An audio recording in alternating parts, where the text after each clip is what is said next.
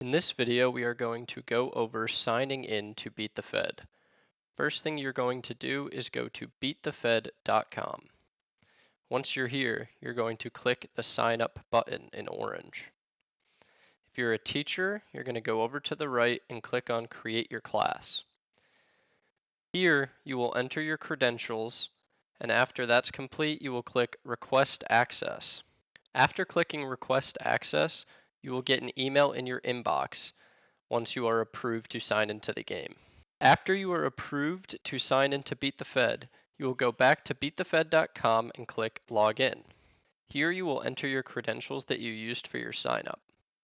After logging in, you will be brought to the teacher dashboard. Here you'll be able to see the students in your class and your class code in the top left corner. You will distribute this class code to students in your class so they can sign up. Your students will go to beatthefed.com, click Sign Up, and go over to Student and click Join Your Class. Here they will enter their credentials and enter the class code that you provided them. If you as the teacher want to play Beat the Fed, you can go up to the top right and click Launch Game.